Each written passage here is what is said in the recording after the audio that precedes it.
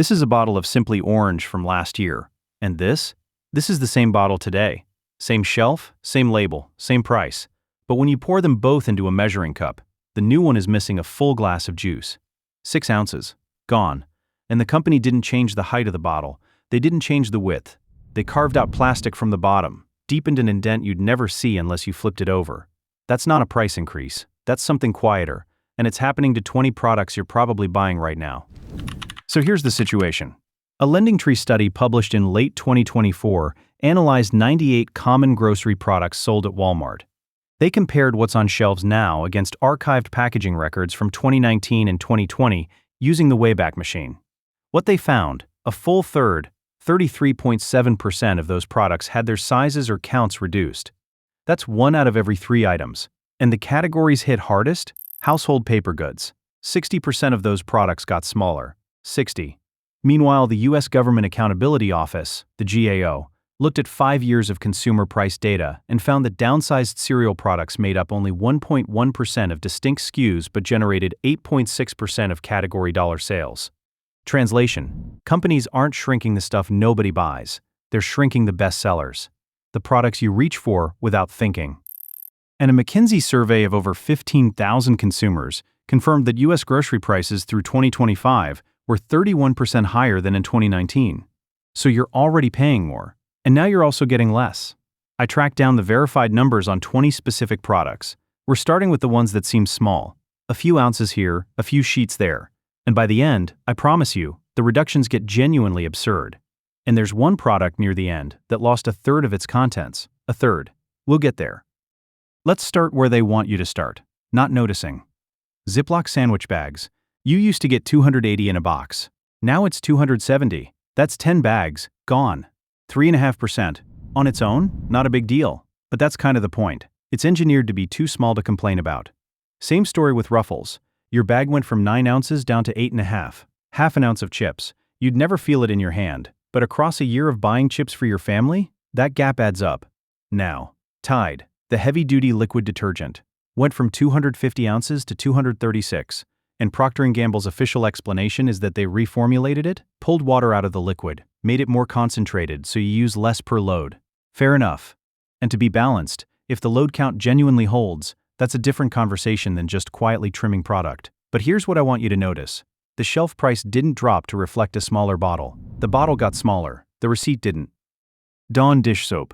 Same manufacturer, same playbook. 32 ounces down to 30. Oscar Mayer beef franks lost a full ounce, from a pound to 15 ounces. A pack of hot dogs that's no longer actually a pound. And nobody put a sticker on the front saying, now with less. None of these alone would make you stop in the aisle. That's the strategy. A few percentage points here, a few there, small enough to ignore until you see them all lined up. And we're just getting started. The reductions get bigger from here. But I'm saving the paper towel and toilet paper numbers for later, because what those companies did deserves its own segment. Okay, let's open the kitchen cabinets. Oreo, America's best-selling cookie. The standard pack dropped from 14.3 ounces to 13.29. That's roughly a full ounce, about 3 cookies worth depending on size, missing from every single package. Chex Mix Bold, the family size bag, was 15 ounces. Now it's 13.5. 10% less snack for a bag that still says family size on the front. Frosted Flakes, the family size box went from 24 ounces to 21.7. That's almost 2.5 ounces of cereal, vanished. And LendingTree flagged this one specifically in their study, because cereals were one of the hardest hit categories. Nearly 44% of tracked breakfast items got downsized. Quick, here's something I want you to do. If you've got a box of cereal at home right now, go grab it. Look at the net weight, then search what that same product weighed 2 years ago. I'll wait. You might be surprised. Now, Folgers Classic Roast. This one's a bigger deal than it sounds. The tub went from 48 ounces down to 40.5. That's 7.5 ounces of coffee. Gone. More than 15% of the container. And here's the context that makes it sting. BLS data shows that non-alcoholic beverage materials, which includes coffee and tea, rose 5.1% in 2025 alone. So the price went up and the can got smaller. You got hit from both directions. But Walmart's house brand did the same move. Great Value ground coffee shrank from 11.3 ounces to 9.6, 15%. Budget brand, premium brand, same reduction. And look, I get it. Companies face real cost pressures. PepsiCo has publicly cited persistent increases in ingredient, labor, and freight costs. Kraft Heinz leadership has talked about what they call profitable volume strategies, adjusting packages to manage expenses. I'm not pretending these companies are operating in a vacuum. Costs are up everywhere. But the question is, why not just raise the price openly? Because when LendingTree asked consumers, 38% said they'd actually prefer a direct price increase over a smaller package at the same price. People would rather know. Now we're getting into the stuff that goes beyond your kitchen, your bathroom, your laundry room, your yard, and this is where the percentages start getting hard to defend. Secret deodorant. The solid stick went from 2.6 ounces down to 2.37. And here's the detail that got me. The outer plastic container, identical dimensions, same size tube. What changed is inside. They raised the platform that pushes the stick up, so there's more empty air at the bottom of the barrel. You can't see it until you've used it down and realize it ran out faster than it should have. That's a design choice. Someone sat in a meeting and decided the best way to reduce product was to engineer a hollow space you'd never inspect. Febreze air freshener, 8.8 ounces down to 8.1. Q-tips club pack, 1,875 swabs dropped to 1,750. 125 cotton swabs you're no longer getting. That's about a month's worth for most households, just subtracted. Kirkland's signature fabric softener at Costco, 187 ounces dropped to 150.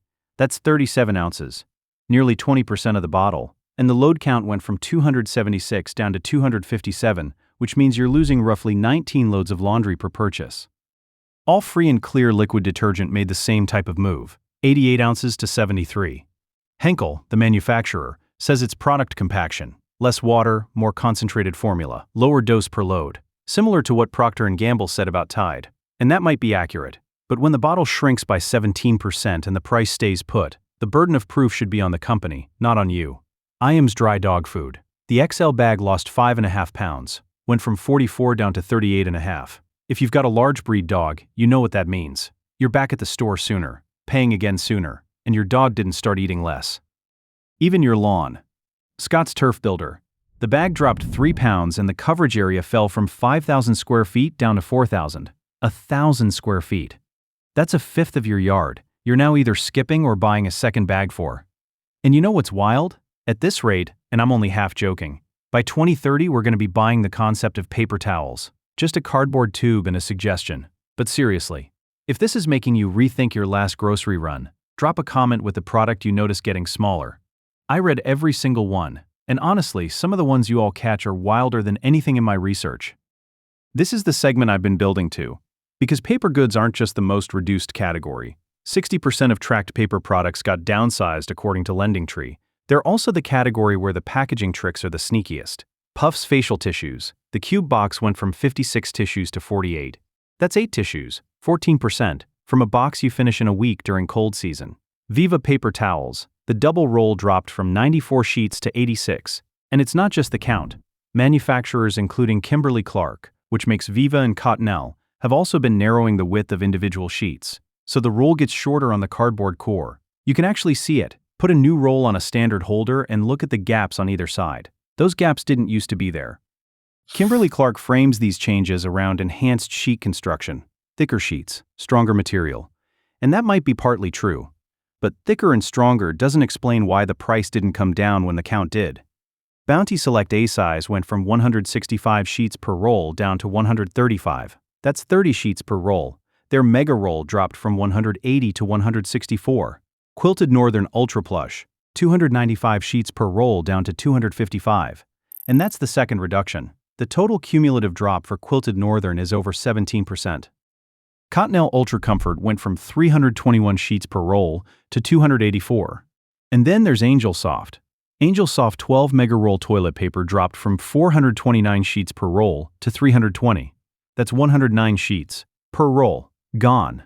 More than a quarter of the product removed. While the price held steady, a standard multi-pack is now effectively missing nearly an entire roll's worth of product compared to what you used to get. And this is the budget option. This is the one families on tight grocery budgets reach for specifically because they can't afford the premium brands. That matters, because McKinsey's data shows that lower-income households are already spending roughly a third of their after-tax income on food. These aren't luxury purchases. This is the stuff people can't opt out of. We've got 4 left, and the last one on this list, the number 1 spot, has the single largest percentage reduction I found in any verified consumer product. A third of the product, gone. Ghirardelli dark chocolate mint squares, 12 squares per bag, now 10. 2 chocolates removed from every bag, that's nearly 17%. Hershey's dark chocolate assortment, the party-size bag, went from 29 ounces to 23.9, over 5 ounces of chocolate removed from one bag. Mondelez, which owns brands in the same category, has pointed to global cocoa bean price spikes as the driver, and cocoa costs genuinely did surge. But a 17.6% product reduction with no price decrease isn't absorbing costs. It's passing them entirely to the buyer while pretending nothing changed. Thomas's Bagels. And this one is special because it wasn't one reduction, it was a systematic multi-stage squeeze. The 6-pack started at 24 ounces, then it dropped to 22, then 20, and the most recent packaging shows 18 ounces. That's a cumulative 25% reduction. A quarter of the bagel, by weight, has disappeared across multiple quiet label changes. And then there's number 1. Crystal Light Drink Mix. Used to come in a 6-pack, now it's a 4-pack. Same box design, same branding, 2 entire packets removed. That's a 33.33% reduction. 1 out of every 3 servings you used to get from that purchase is no longer in the box. A third of the product, just gone. And if you weren't counting the packets when you opened it, you'd have no reason to suspect anything changed at all. Here's the part that sits with me. A LendingTree survey found that 82% of consumers who noticed these changes said they felt deceived. Not annoyed, deceived. And 66% said they've actively stopped buying from brands that downsized. For Gen Z, that number jumps to 80%. Companies know this. They know people feel misled when they discover the change. That's precisely why the changes are designed to be invisible. The Simply Orange bottle is the same height, they just hollowed out the bottom. The Frosted Flakes box has the same front panel, they thinned the side. The Secret deodorant tube is the same size, they raised the floor inside. These aren't cost adjustments, these are concealment strategies. And the GAO confirmed that even though overall shrinkflation contributed less than 0.1 percentage points to total inflation, its impact in specific categories was significant, 3 full percentage points in paper products alone. So here's what you can actually do. Next time you're at the store, flip the package over. Ignore the front, look at the net weight or the unit count, then look at the shelf tag. Most stores are required to show a unit price, price per ounce, price per sheet, price per count. That number tells you what you're actually paying, and it's the one number companies can't hide behind a redesigned label. And look, I'm keeping a running list. Every product, every change, every verified number, because this isn't slowing down. Next video, I'm going after one specific company, one brand with multiple products across different aisles, and documenting every single reduction they've made in the last 3 years. I'll just say this, what I found makes everything we just covered look like a rounding error. See you then.